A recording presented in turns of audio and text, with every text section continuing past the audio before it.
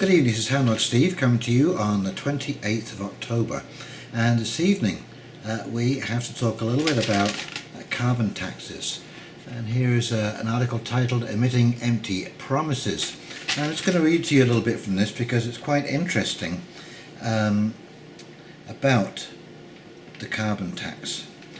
Okay, the question for Canadians living in Ontario, Saskatchewan, Manitoba and New Brunswick when it comes to Prime Minister Justin Trudeau's carbon tax, the specifics of which he unveiled Tuesday, is a simple one. Do you believe him?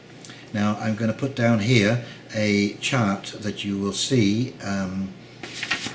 Okay, so I'm going to post this chart up so you can see more clearly, but this little arrow right here pointing to the black line, this is your temperature line, and you see this little red squiggle down here at the bottom. This is CO2. Now this is a 750,000 year chart. This is the Vostok ice core samples, and this is an analysis of those samples.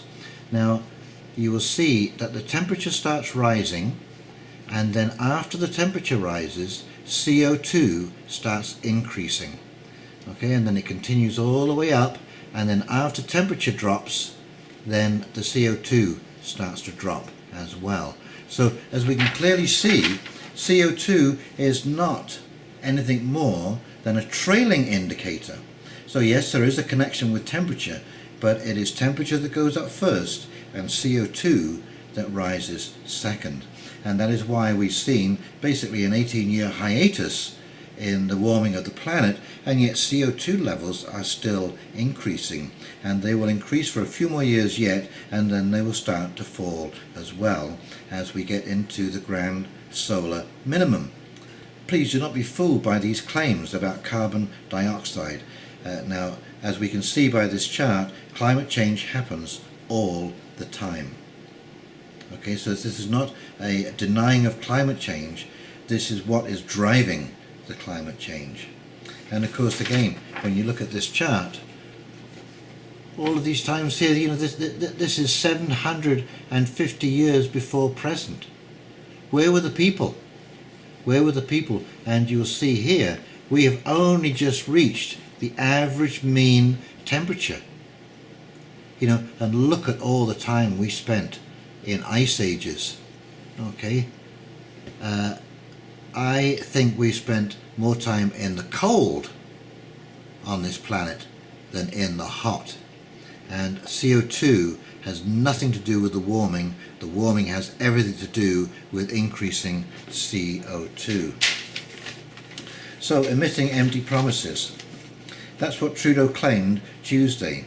He said that the average Ontario family of four will pay $244 more under his carbon tax in 2019, whilst receiving a rebate from the federal government of $307. So wait a minute. Let me just think about this. You are going to put taxes on things like gas and products that are high carbon emitters, and then you're going to give me $307 back after paying $244 out. How is that going to work? Isn't that going to incentivize me to buy more carbon intense products? How can you give more money back than you're gathering up? And I'll tell you why. Because this is part of the ruse. Okay, what's that old saying from Shakespeare? Beware of Greeks bearing gifts.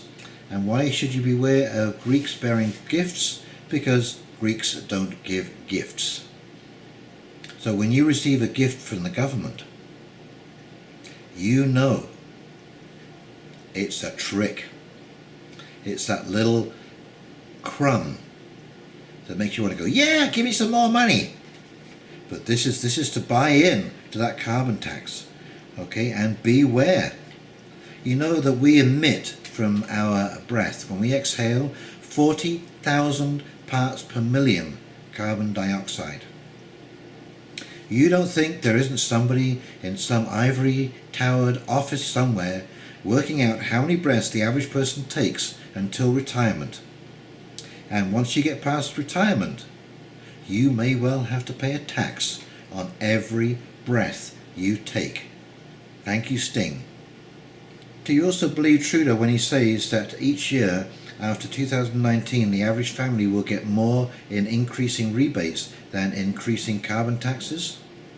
While you're thinking of your answer, consider this. During the 2015 election, Trudeau predicted Canada would have 3 years of modest deficits under his leadership, followed by $1 billion surpluses in 2019-2020. So far, Trudeau's deficits have been double his predictions, with his government now predicting a $17.5 billion deficit in 2019-20, not a $1 billion surplus. And here's another article on the same subject. Trudeau's carbon plan won't work, and Scheer doesn't have one. And I thought it was interesting because it gets into some of the logistics of climate change and the emissions promises that we made in the 2015 Paris Accord. And I find it interesting, you see, all of these IPCC meetings, all they do at these meetings is reset the timeline. Okay, so let's take a look at how impossible this whole scheme is, this Paris Accord. The latest report from the UN's Intergovernmental Panel on Climate Change, released October the 8th, says Canada and the other 197 signatories to the 2015 Paris Accord must now reduce their emissions to 45% below 2010 levels by 2030 to avert catastrophic climate change. To understand how obtainable this is, in 2016, the last year for which figures are available, Canada lowered its 2015 emissions by 1.4% to 704 megatons from 714 megatons, both of which are higher than the 694 megatons Canada emitted in 2010. The new IPCC target would mean lowering our emissions to 382 megatons annually, a drop of 322 megatons in 12 years. To achieve that, Canada must shut down the equivalent of its entire oil and gas sector, 189.5 megatons annually, plus 76.6% of its transportation sector, 132.5 megaton annually by 2030. Even adding in whatever other strategies Trudeau has to reduce emissions aside from carbon pricing, that is not possible. Trudeau isn't on track to meet the far less stringent targets which used to be Stephen Harper's he agreed to by signing the Paris Accord in 2015, having abandoned its 2020 target. The Accord's target for 2030 means we must lower our total emissions from 704 megaton to 512 megaton, a 192 megaton cut, again wiping out the equivalent of our oil and gas sector.